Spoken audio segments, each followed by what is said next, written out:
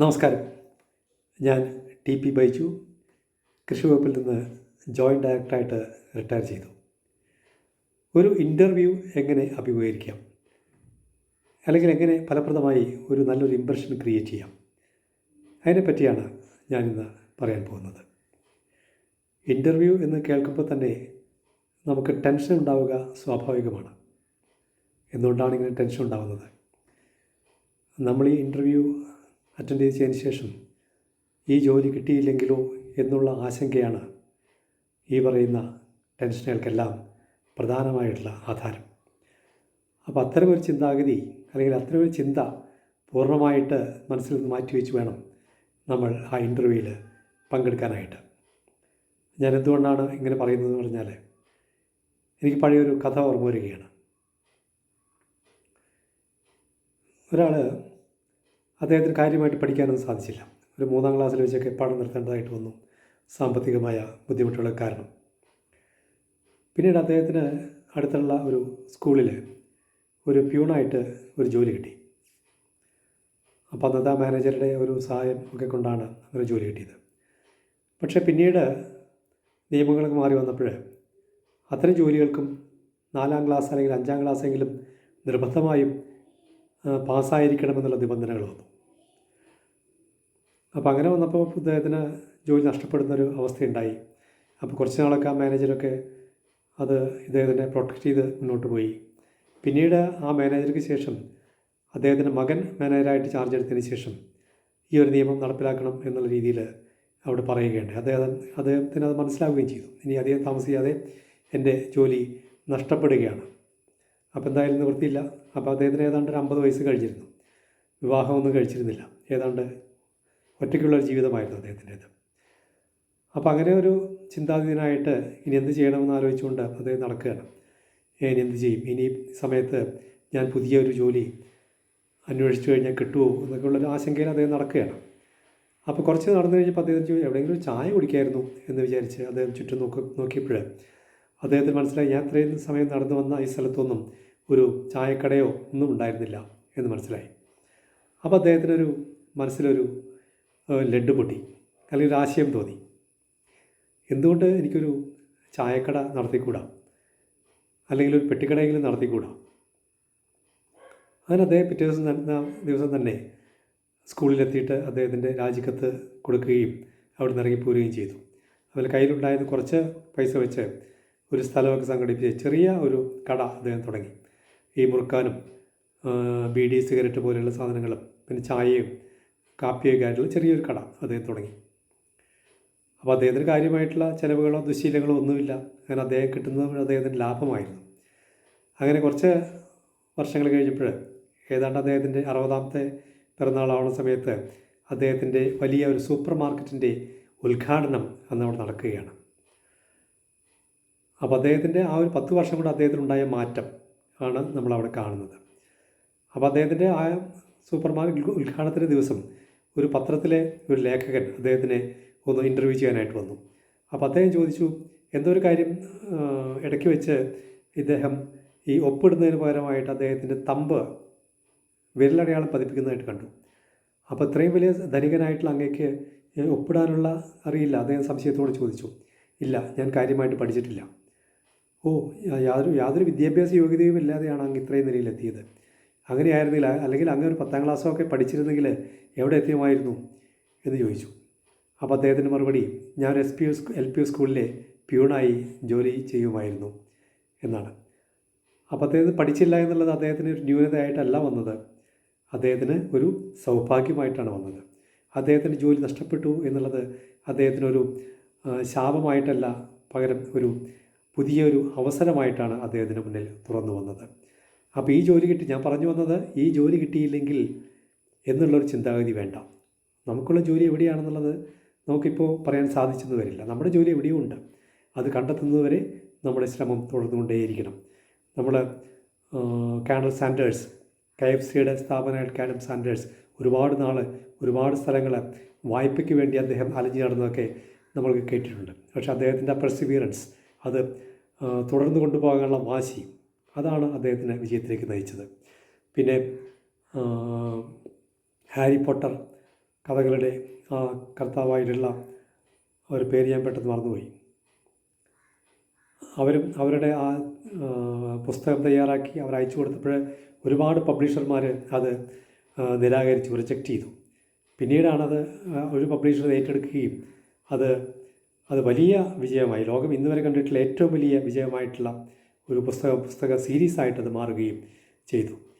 പിന്നെ പണ്ട് ഇംഗ്ലണ്ടിൽ ഒരു കണ്ടക്ടർ ജോലിക്ക് ചെന്നപ്പോൾ ആ കണ്ടക്ടർ ആവാനുള്ള ഒരു മാത്രമുള്ള കണക്കറിയില്ല എന്ന് പറഞ്ഞിട്ട് ഒരാളെ ജോലിയിൽ നിന്ന് കൊടുക്കാതെ തിരിച്ചയക്കുകയുണ്ടായി. അദ്ദേഹമാണ് ജോൺ മേജർ, പിന്നീട് ബ്രിട്ടൻ്റെ പ്രധാനമന്ത്രിയായിട്ട് മാറിയ ജോൺ മേജർ. അതുകൊണ്ട് എപ്പോഴും ആത്മവിശ്വാസത്തോടെ വേണം മുന്നോട്ട് പോകാനായിട്ട്. ഇതെല്ലാം എൻ്റെ ജോലി എന്ന് തന്നെ വിചാരിച്ചുകൊണ്ട് വേണം നമ്മൾ മുന്നോട്ട് പോകാനായിട്ട്. ആ ഒരു രീതിയിൽ കൂളായിട്ട് എടുത്തുകൊണ്ട് ഇത് കിട്ടിയില്ലെങ്കിൽ എനിക്കൊന്നും സംഭവിക്കാൻ പോകില്ല, എനിക്കിനിയും ഒരുപാട് അവസരങ്ങൾ എൻ്റെ മുന്നിലുണ്ട് എന്നുള്ള ആത്മവിശ്വാസത്തോടെ, എന്നുള്ള ചിന്താഗതിയോടെ, യാതൊരു ടെൻഷനും ഇല്ലാതെ വേണം നമ്മൾ ഏതൊരു ഇൻ്റർവ്യൂവിനെയും അഭിമുഖീകരിക്കാനായിട്ട്.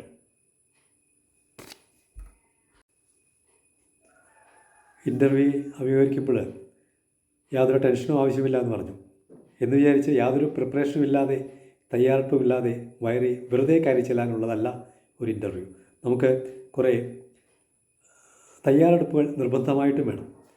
നമ്മൾ ഏത് സ്ഥാപനത്തിലേക്കാണോ നമ്മൾ ഒരു അഭിമുഖത്തിനായിട്ട് ചെല്ലുന്നത്, ആ സ്ഥാപനത്തെപ്പറ്റി കൃത്യമായിട്ട് മനസ്സിലാകണം. അവരെപ്പറ്റി ഒരു ഗവേഷണം തന്നെ, റിസർച്ച് തന്നെ നടത്തണം. അവരുടെ മിഷൻ, വിഷൻ, വാല്യൂസ്, അവരുടെ പ്രോഡക്ട്സ് എന്താണ്, സർവീസസ് എന്താണ്, അത്തരം കാര്യങ്ങൾ കൃത്യമായിട്ട് നമുക്ക് അറിയണം. പിന്നെ ഈ മാർക്കറ്റിൽ അവരുടെ കമ്പറ്റീറ്റേഴ്സ് ആരാണ്, എതിരാളികൾ ആരാണ്, ഇത്തരം കാര്യങ്ങളൊന്ന് അറിഞ്ഞു ഒരു തറവായിട്ടുള്ള റിസർച്ച് തന്നെ ഒന്ന് നടത്തി വയ്ക്കുന്നത് വളരെയധികം നല്ലതായിരിക്കും.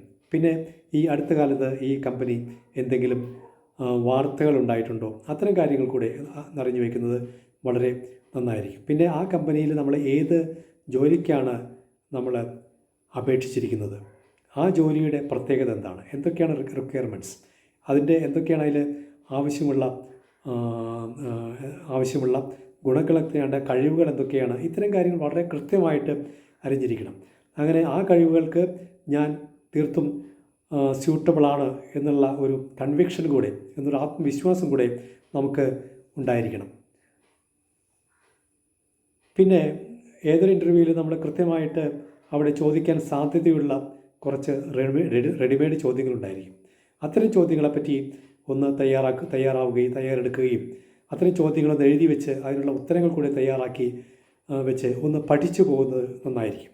പഠിച്ചു പോകുന്നതെന്ന് പറഞ്ഞാൽ കാണാപ്പാഠം പഠിച്ചു പോവുകയല്ല, അത് പോയിൻ്റ് ബൈ പോയിൻ്റായിട്ട് നമ്മുടെ മനസ്സിൽ ഉറപ്പിച്ചുകൊണ്ട് പോകുന്നത് നല്ലതായിരിക്കും. ഇത്തരം പ്രധാനമായിട്ട് വരുന്ന ഇത്തരം ചോദ്യങ്ങൾ, tell me about yourself, നിങ്ങളെപ്പറ്റി പറയാൻ സാധിച്ചു കഴിഞ്ഞാൽ ഒരു സെൽഫ് ഇൻട്രൊഡക്ഷൻ അത് പറയേണ്ടതാണ്. മൈസെൽഫ് ബൈജു ടി പി അങ്ങനെ ഒരിക്കലും പറയാൻ പാടില്ല. അതൊരു ഇന്ത്യൻസിൻ്റെ ഒരു യൂസേജാണ്. ഈ മൈസെൽഫ് എന്ന് പറഞ്ഞുകൊണ്ട് പേര് പറയില്ല. I am Baiju T P അല്ലെങ്കിൽ my name is Baiju T P എന്ന് പറഞ്ഞുകൊണ്ട് വേണം തുടങ്ങാനായിട്ട്. പിന്നെ why are you interested in this job, അത് നമുക്ക് അഭിമുഖീകരിക്കാൻ സാധ്യതയുള്ള മറ്റൊരു ചോദ്യമാണ്. അപ്പോൾ ഈ സ്ഥാപനത്തെ പറ്റിയും ഈ ജോലിയെപ്പറ്റിയും നമുക്ക് താല്പര്യത്തെപ്പറ്റിയും ഒക്കെ വിശദമായിട്ട് നമുക്ക് പറയാനായിട്ട് സാധിക്കും. പിന്നെ what are your strengths and your weaknesses, അത് കുറച്ചൊന്ന് ഡീപ്പായിട്ട് ആലോചിച്ച് ഒന്നും പറയേണ്ട ഒരു കാര്യമാണ്. വീക്ക്നെസ്സസ് പറയുമ്പോൾ അങ്ങനെ നമ്മുടെ കുഴപ്പങ്ങളൊന്നും അങ്ങനെ പറയേണ്ട കാര്യമില്ല, നമുക്ക് അനുഭവത്തിൻ്റെ കുറവുണ്ട് എന്നുള്ളൊരു കാര്യം വേണമെങ്കിൽ പറയാം. പിന്നെ ഞാൻ കുറേ വർഷങ്ങൾക്ക് മുമ്പ് ഒരു മൾട്ടിനാഷണൽ കമ്പനിയിൽ ഒരു ഇൻ്റർവ്യൂവിനായിട്ട് ബാംഗ്ലൂരായിരുന്നു. അതിൻ്റെ അറ്റൻഡ് ചെയ്യുന്ന സമയത്ത് എന്നോട് അവർ ചോദിച്ച ഒരു ചോദ്യം, പ്രധാനമായിട്ട് ഒറ്റൊരു ചോദ്യം മാത്രമേ അവരെന്നോട് ചോദിച്ചുള്ളൂ. Mister Baiju, why do you think that we should select you എന്നാണ് അവരെന്നോട് ചോദിച്ചത്. അപ്പോൾ നമ്മൾ എന്നെപ്പറ്റി പറയണം, കമ്പനിയെപ്പറ്റി പറയണം, എനിക്ക് ജോലിയിലുള്ള താല്പര്യത്തെപ്പറ്റി പറയണം, അങ്ങനെ ഒരുപാട് കാര്യങ്ങൾ പറയാനുള്ള ഒരു അവസരമാണ് അവിടെ ലഭിക്കുന്നത്. അപ്പോൾ അത്തരം കാര്യങ്ങൾ ഇങ്ങനെ വരാൻ സാധ്യതയുള്ള ഒരുപാട് കാര്യങ്ങൾ നമ്മുടെ മനസ്സിലുണ്ടാവുകയും അതിനെ പറ്റിയൊന്നൊരു തയ്യാറെടുപ്പ് നടത്തി പറ്റുകയാണെങ്കിൽ ഒന്ന് എഴുതി വെച്ച് തന്നെ ഒന്ന് പ്രിപ്പയർ ചെയ്ത് പോകുന്നത് നല്ലതാണ്. ഇതൊക്കെ ഇതിൻ്റെ ഒരാഴ്ച മുമ്പ് അല്ലെങ്കിൽ ഒരു 10 ദിവസം മുമ്പൊക്കെ ചെയ്യേണ്ട കാര്യങ്ങളാണ്. പിന്നെ സാധ്യതയുള്ള ചില ചോദ്യങ്ങളാണ്, where do you see yourself in 5 years, why did you leave your last job. Why did you leave your last job എന്ന് പറയുമ്പോൾ പഴയ ജോബ് നമ്മൾ ആദ്യമായിട്ട് ജോലിക്ക് വരാമെങ്കിൽ പിന്നെ അത് ബാധകമല്ല. പക്ഷേ മറ്റൊരു ജോലി ചെയ്തുകൊണ്ടിരിക്കുമ്പോഴാണ് അല്ലെങ്കിൽ മറ്റൊരു ജോലി ചെയ്തുകൊണ്ടിരിക്കുമ്പോഴാണ് നമ്മൾ പുതിയ ജോലി ഏറ്റെടുക്കാൻ പോകുന്നതെങ്കിൽ ഇത്തരം ഒരു ഇത്തരം ഒരു ചോദ്യത്തിനും ഉത്തരത്തിനും പ്രസക്തി ഉണ്ടാകും. അപ്പോൾ നമ്മൾ ശ്രദ്ധിക്കേണ്ട ഒരു കാര്യം, നമ്മുടെ ആ പഴയ സ്ഥാപനത്തിനെ കുറ്റം പറഞ്ഞുകൊണ്ടോ അല്ലെങ്കിൽ മേധാവിയെ കുറ്റം പറഞ്ഞുകൊണ്ടോ ഒന്നും യാതൊരു മറുപടിയും പറയാൻ പാടില്ല. How was your boss? അപ്പോൾ he's a nice person or he was a nice person എന്ന് മാത്രമേ പറയാൻ പാടുള്ളൂ. അല്ലാണ്ട് അദ്ദേഹം ഒരു വളരെ ചീത്ത മനുഷ്യനായിരുന്നു ആ രീതിയിലൊന്നും ഒരിക്കലും, ഒരു നെഗറ്റീവായിട്ടുള്ള രീതിയിലൊന്നും ഒരിക്കലും നമ്മൾ അവർ പറയാനായിട്ട് സാധിക്കില്ല. നമുക്ക് വേണമെങ്കിൽ പറയാം, എൻ്റെ ഒരു കേപ്പബിലിറ്റീസായിട്ട് മാച്ച് ചെയ്യുന്ന രീതിയിലുള്ളൊരു ജോലി ആയിരുന്നില്ല, അല്ലെങ്കിൽ ചാലഞ്ചിങ് ആയിരുന്നില്ല എന്നൊക്കെ നമുക്ക് വേണമെങ്കിൽ പറയാം. അല്ലെങ്കിൽ ഞാൻ ഉദ്ദേശിച്ച രീതിയിലുള്ള സാലറി അവിടെ കിട്ടിയിരുന്നില്ല, ആ രീതിയിലൊക്കെ വേണമെങ്കിൽ മറുപടി പറയാം. അല്ലാതെ ആ സ്ഥാപനത്തെയോ അല്ലെങ്കിൽ അവിടുത്തെ മേലുദ്യോഗസ്ഥരെയോ സഹപ്രവർത്തകരെയോ ഒന്നും കുറ്റപ്പെടുന്ന രീതിയിൽ ഒന്നും നമ്മൾ ചെയ്യാനായിട്ട് പാടില്ല. പിന്നെ നമ്മൾ പറയുമ്പോൾ എപ്പോഴും നമ്മൾ കോൺഫിഡൻ്റ് ആയിട്ടും ഉറക്കെയും സംസാരിക്കാനായിട്ട് നമ്മൾ പഠിക്കണം. അപ്പോൾ എന്തെങ്കിലും എടുത്ത് വായിക്കുക, ഉറക്കെ വായിക്കുക, അല്ലെങ്കിൽ നമ്മൾ ഈ തയ്യാറാക്കി വെച്ചിരിക്കുന്ന ഈ മറുപടികൾ തന്നെ ഉറക്കെ വായിച്ചുകൊണ്ട് പ്രാക്ടീസ് ചെയ്യാം. ആ രീതിയിൽ നമ്മളതിനെ പ്രിപ്പയർ ചെയ്യണം. പിന്നെ പോകുന്ന സമയത്ത് ആദ്യം നമ്മുടെ വസ്ത്രധാരണം elegant and professional and official, ആ രീതിയിലുള്ള വസ്ത്രം ധരിച്ചുകൊണ്ടാണ് നമ്മൾ പോകേണ്ടത്. വളരെ കാഷ്വലായിട്ട് ഉള്ള രീതിയിലൊന്നും മുടിയൊക്കെ ഈരി വയ്ക്കാതെയും അല്ലെങ്കിൽ ടീഷർട്ട് ധരിച്ചുകൊണ്ടോ അല്ലെങ്കിൽ കളർഫുള്ളായ ഡ്രസ്സുകൾ ധരിച്ചുകൊണ്ടോ ഒന്നും ഒരു ഇൻ്റർവ്യൂവിന് നമ്മൾ പങ്കെടുക്കാനായിട്ട് സാധിക്കും. വളരെ എലഗൻ്റായിട്ട് ആർക്കും, പിന്നെ ശരീരത്തിൻ്റെ ഏതെങ്കിലും ഒരു ഭാഗത്തെ നമ്മുടെ ശ്രദ്ധ ആകർഷിക്കുന്ന രീതിയിലുള്ള ഒരു വസ്ത്രധാരണം ഒരിക്കലും പാടില്ല. അപ്പോൾ വളരെ മാന്യമായിട്ടുള്ള ഒരു വസ്ത്രധാരണം ആയിട്ട് വേണം പോകാനായിട്ട്. വില പിടിച്ചതോ അല്ലെങ്കിൽ പുതിയ വസ്ത്രമോ ഒന്നുമല്ല. പുതിയ വസ്ത്രം ഒഴിവാക്കുന്നതാണ് നല്ലത്. കാരണം പുതിയൊരു വസ്ത്രമാകുമ്പോൾ അതിൻ്റെ ഒരു ഡിസ്കംഫർട്ടബിളായിട്ടൊരു ഫീലിംഗ് നമുക്ക് ചിലപ്പോൾ ഉണ്ടായെന്ന് വരും. അപ്പോൾ അതുകൊണ്ട് നമുക്ക് ഏറ്റവും കംഫർട്ടബിളായിട്ടുള്ള നമ്മുടെ വാർഡ്രോബിനകത്തുള്ള നമുക്ക് ഏറ്റവും ഇഷ്ടപ്പെടുന്ന ഒരു വസ്ത്രം ധരിച്ചുകൊണ്ട് വേണം നമ്മൾ പോകാനായിട്ട്.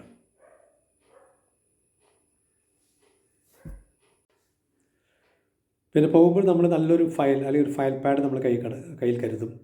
അതിൽ നമ്മുടെ ഡോക്യുമെൻറ്റ്സ്, അവരാവശ്യപ്പെട്ടിട്ടുള്ള ഡോക്യുമെൻറ്റ്സ്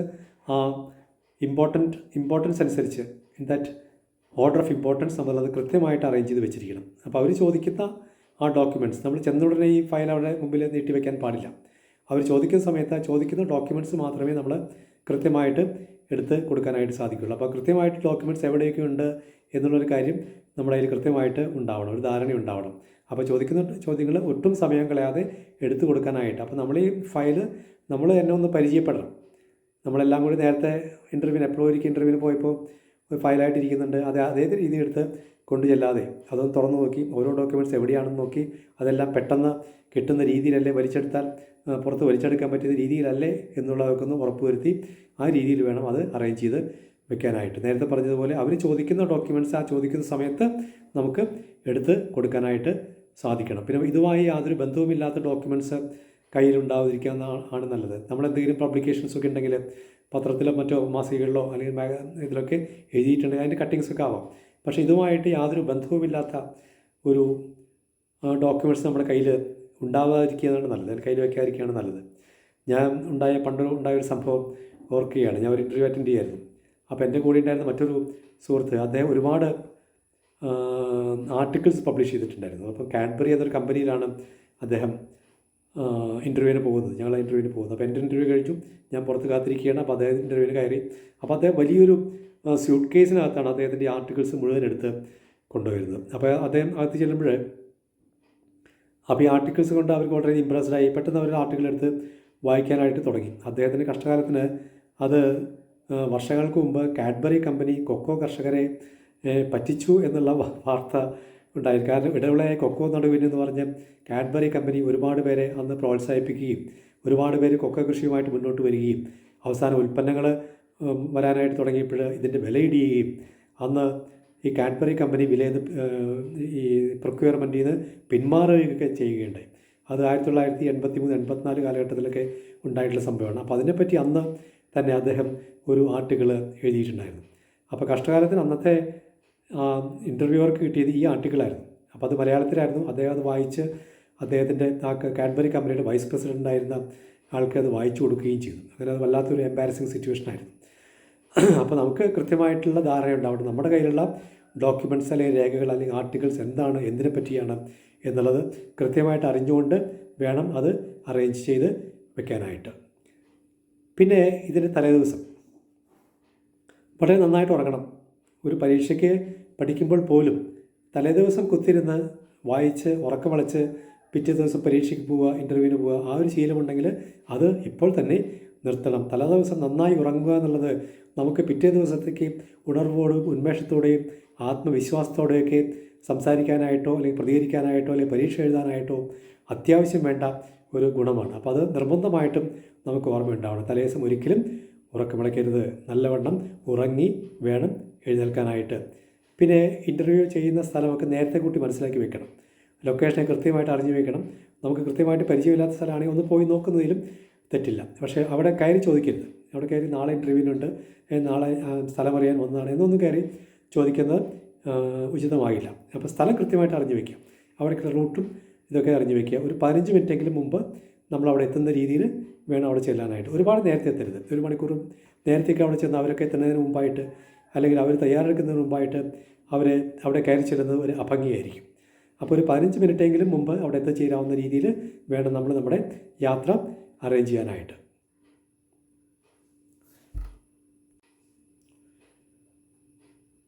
പിന്നെ ഇൻ്റർവ്യൂ ദിവസം നമ്മളെത്രയൊക്കെ തയ്യാറെടുപ്പ് നടത്തിയാലും എത്രയൊക്കെ നമ്മുടെ മനസ്സിനെ പാകപ്പെടുത്തി എടുത്താലും ഒരു ടെൻഷൻ ഉണ്ടാവുക എന്നുള്ളത് സ്വാഭാവികമാണ്. അപ്പോൾ ഈ ടെൻഷൻ മറികടക്കാനായിട്ട് എന്താണ് ചെയ്യേണ്ടത്? അപ്പോൾ ആദ്യമായിട്ട് വേണ്ടത് ഈ ടെൻഷൻ സ്വാഭാവികമാണ് എന്നുള്ളത് മനസ്സിലാക്കുക എന്നുള്ളതാണ്. ആരെ സംബന്ധിച്ചും ആരായാലും ഈ ടെൻഷൻ ഉണ്ടാകും, സ്വാഭാവികമാണ്. അപ്പോൾ അത് അവിടെ ഉണ്ടാകുന്ന ഒരു ഭാഗത്തിരിക്കട്ടെ എന്നുള്ള രീതിയിൽ വേണം അതിനെ കാണാനായിട്ട്. അയ്യോ ടെൻഷൻ വരുന്നല്ലോ എന്നാലോചിച്ച് കൂടുതൽ ആധി വർദ്ധിപ്പിക്കാനായിട്ട് പാടില്ല. പിന്നെ ടെൻഷൻ കുറയ്ക്കാനായിട്ട് കുറച്ച് കാര്യങ്ങൾ നമുക്ക് ചെയ്യാം, കുറച്ച് പൊടിക്കൈകൾ. ഒന്ന്, നമ്മൾ എഴുന്നേറ്റ് നടക്കുക. കുറച്ച് സമയം ആ ഹാളിൽ തന്നെ അല്ലെങ്കിൽ ആ വെയിറ്റിംഗ് റൂമിൽ എഴുന്നേറ്റ് നടക്കുക. എഴുന്നേറ്റ് നടക്കുന്ന സമയത്ത് നമ്മൾ കാലൊന്ന് താഴോട്ട് അമർത്തി ഊന്നുക. എന്ന് വെച്ചാൽ ചാടുക എന്നല്ല, ചാടുക അല്ലെങ്കിൽ അമർത്തി ചവിട്ടുക, ശബ്ദം ഉണ്ടാക്കുക, അങ്ങനെയല്ല. നിലത്തൊന്ന് അമർത്തി ചവിട്ടുക മാത്രം ചെയ്യുക. അത് നമുക്ക് മാത്രം മനസ്സിലാക്കുന്ന രീതിയിൽ അമർത്തി ചവിട്ടുക. അങ്ങനെ ഒരു 5-6 സ്റ്റെപ്പ് അല്ലെങ്കിൽ 5-10 സ്റ്റെപ്പ് അങ്ങോട്ടും ഇങ്ങോട്ടും നടക്കാം. ഇല്ലെങ്കിൽ നടക്കാനുള്ള സാഹചര്യം ഇല്ലെങ്കിൽ നമ്മൾ ഇരിക്കുന്ന കസേരയുടെ ആ ആം റെസ്റ്റിൽ മുറുക്കി ഒന്ന് പിടിക്കുക. വളരെ മുറുക്കി ഒന്ന് പിടിക്കുക, റിലീസ് ചെയ്യുക, മുറുക്കി പിടിക്കുക, റിലീസ് ചെയ്യുക. അങ്ങനെ ഒരു 5-10 തവണ ചെയ്യുക. അങ്ങനെയൊക്കെ നമുക്ക് ടെൻഷൻ റിലീവായെന്ന് നമുക്ക് മനസ്സിലാവും. പിന്നെ ഈ ഡീപ്പ് ബ്രത്ത്, ഡീപ്പായിട്ട് ബ്രീത്ത് എടുക്കുക, അത് ഇൻഹെയിൽ ചെയ്യുക. അങ്ങനെ ഒരു കുറച്ച് തവണ ചെയ്യുക. അപ്പോൾ നമ്മുടെ ടെൻഷൻ കുറഞ്ഞു വരുന്നതായിട്ട് നമുക്ക് മനസ്സിലാവും. അപ്പോൾ ഡീപ്പായിട്ട് ബ്രീത്ത് എടുക്കുമ്പോൾ നമ്മുടെ പൂർണ്ണമായിട്ടും ശ്രദ്ധ ആ ഒരു ശ്വാസോച്ഛ്വാസത്തിലേക്ക് വരും. നമ്മൾ ദീർഘമായിട്ട് ശ്വാസോച്ഛ്വാസം ചെയ്യുന്നു, കുറച്ച് നേരം ഹോൾഡ് ചെയ്യുന്നു, അത് വളരെ ദീർഘമായിട്ട് സമയമെടുത്തുകൊണ്ട് അത് പുറത്ത് വിടുന്നു. അപ്പോൾ ആ സമയം നമ്മുടെ മനസ്സ് മുഴുവൻ ഈ കാര്യത്തിലേക്കായിരിക്കും നമ്മൾ ശ്രദ്ധിക്കുന്നുണ്ടാവും. അപ്പോൾ നമ്മൾ കുറച്ച് സമയത്തേക്കെങ്കിലും നമ്മുടെ മനസ്സിനെ നമ്മൾ മറ്റുള്ള ചിന്തകളിൽ നിന്ന് നമ്മൾ തിരിച്ച് കൊണ്ടുവരികയാണ്. അത് ഈ ടെൻഷൻ റിലീവ് ചെയ്യാനായിട്ട് ഏറ്റവും നല്ല ഒരു കാര്യമാണത്. പിന്നെ മറ്റ് ഇൻ്റർവ്യൂ വന്നിട്ടുള്ള ഉദ്യോഗാർത്ഥികളുമായിട്ട് സംസാരിക്കുക, അത് വളരെ നല്ലൊരു കാര്യമാണ്. അതുകൊണ്ടൊന്നും നമുക്ക് യാതൊരൊന്നും നഷ്ടപ്പെടാനില്ല. അവരോട് എന്താണ് പേര് എന്ന് ഞാൻ അങ്ങോട്ട് ചെന്ന് പരിചയപ്പെടുക, അതൊരു ടെൻഷൻ റിലീവറാണ്.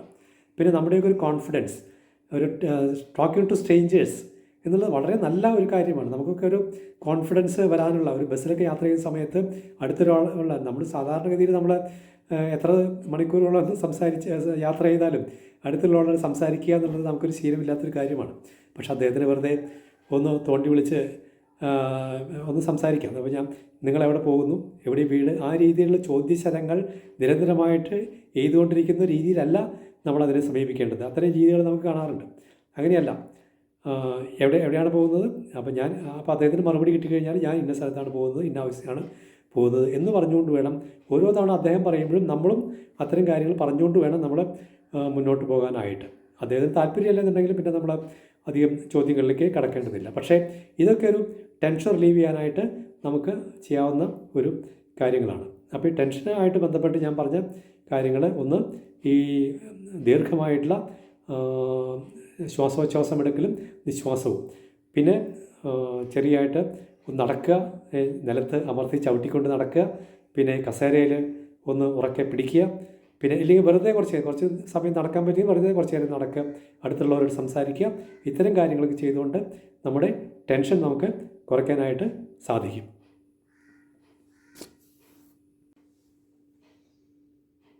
പിന്നെ നമ്മുടെ പേര് വിളിച്ചു കഴിഞ്ഞാൽ ആരെങ്കിലും വന്ന് നമ്മൾ പേര് വിളിക്കും. ആ ഇൻ്റർവ്യൂ നടക്കുന്ന ആ മുറിയിലേക്ക് നമ്മളെ ആനയിക്കും. ചിലപ്പോൾ ആ മുറിയുടെ കതക് തുറന്നു കിടക്കുകയായിരിക്കും, ചിലപ്പോൾ അടച്ചു കിടക്കുകയായിരിക്കും. തുറന്നു കിടക്കുകയാണെങ്കിൽ ഒന്ന് നോക്ക് ചെയ്തിട്ട് അവിടുന്ന് മറുപടി കിട്ടാൻ കാത്തു നിൽക്കേണ്ടതില്ല. നോക്ക് ചെയ്തിട്ട് ഒരു ഏതാനും സെക്കൻഡ്, ഒരു 5 സെക്കൻഡ് വെയിറ്റ് ചെയ്തതിന് ശേഷം കതക് നമുക്ക് തുറക്കാം.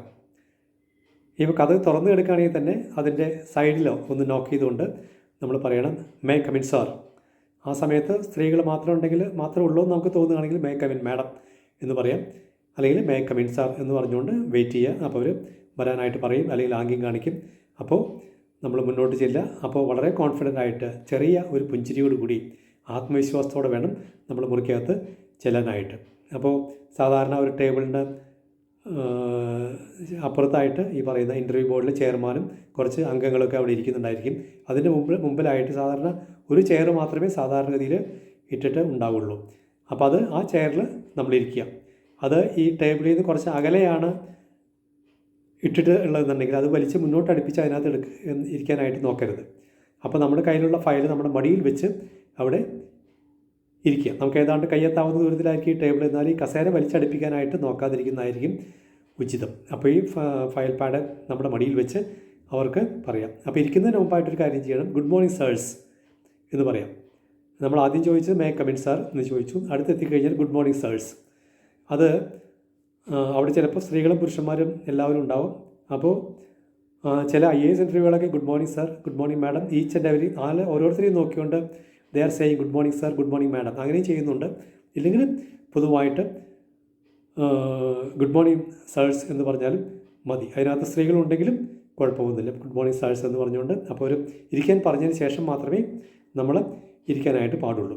പിന്നെ ചെയ്യേണ്ടത് നമ്മൾ അവർ പറയുന്ന അല്ലെങ്കിൽ അവർ ചോദിക്കുന്ന ചോദ്യങ്ങൾ കൃത്യമായിട്ട് ഈഗറായിട്ട് താല്പര്യത്തോടു കൂടി കൗതുകത്തോടു കൂടി അവരുടെ മുഖത്ത് സൂക്ഷിച്ച് നോക്കിക്കൊണ്ട് അത് പൂർണ്ണമായിട്ട് കേൾക്കണം. കേട്ടതിന് ശേഷം മാത്രമേ നമ്മൾ മറുപടി പറയാനായിട്ട് സാധിക്കുകയുള്ളൂ. കേട്ടതിന് ശേഷം ഏതാനും സെക്കൻഡുകൾ, 4-5 സെക്കൻഡ് നമുക്ക് ആലോചിക്കാനായിട്ട് നമുക്ക് സമയമെടുക്കാം, അതിന് കുഴപ്പമില്ല. കൃത്യമായിട്ട് കേട്ട് പിന്നെ ഒരിക്കലും അവർ ചോദ്യം ചോദിക്കുമ്പോൾ അവരെ ഇൻറ്ററപ്റ്റ് ചെയ്യരുത്. അല്ലെങ്കിൽ നമ്മൾ ഒരു മറുപടി പറയുമ്പോൾ അവരെന്തെങ്കിലും ഉപചോദ്യം ചോദിച്ചു കഴിഞ്ഞാൽ അവരെ ഇൻറ്ററപ്റ്റ് ചെയ്യുന്ന രീതിയിൽ സംസാരിക്കരുത്. അവർ സംസാരിക്കുന്ന സമയത്ത് നമ്മൾ കൃത്യമായിട്ട് പോസ് ചെയ്യുക അല്ലെങ്കിൽ മിണ്ടാതിരിക്കുക. അത് കേട്ടതിന് ശേഷം മാത്രം വേണം നമ്മൾ മറുപടി പറയാനായിട്ട്. പിന്നെ സാധാരണ ഇൻ്റർവ്യൂകളൊക്കെ നമ്മൾ പഠിച്ച വിഷയങ്ങളിൽ നിന്ന് ചോദ്യങ്ങൾ വരാതിരിക്കാം. പക്ഷേ സാധാരണ ഇൻ്റർവ്യൂകൾ മുഴുവൻ നമ്മൾ കോഴ്സ് പഠിച്ചതിന് ശേഷം ആ പരീക്ഷ എഴുതിയതിന് ശേഷം അതെല്ലാം മറന്നു കളഞ്ഞാൽ നമ്മുടെ മനസ്സിൽ ശേഷിക്കുന്നത് എന്ത്? അതാണ് എല്ലാവർക്കും താല്പര്യം, എല്ലാവർക്കും ആവശ്യമുള്ളത്. അതുകൊണ്ട് അത്തരം കാര്യങ്ങളെ പറ്റിയുള്ള ചോദ്യങ്ങൾ ആയിരിക്കും മിക്കവാറും വരാനായിട്ട് സാധ്യതയുള്ളത്. അതുകൊണ്ട് തന്നെ ഈ നമ്മുടെ സബ്ജക്റ്റുമായിട്ട് ബന്ധപ്പെട്ട വിഷയങ്ങളിൽ ഏതെങ്കിലും ചോദ്യങ്ങൾ ചോദിച്ചു, എനിക്കത് കിട്ടിയില്ല എന്ന് വെച്ചാൽ ആകെ ടെൻഷൻ അടിക്കേണ്ട കാര്യമൊന്നുമില്ല. I am sorry sir, I don't know എന്ന് കൃത്യമായിട്ട് നമുക്ക് വളരെ ജെന്യുവനായിട്ട് മറുപടി പറയുന്നുണ്ട്, യാതൊരു കുഴപ്പമില്ല.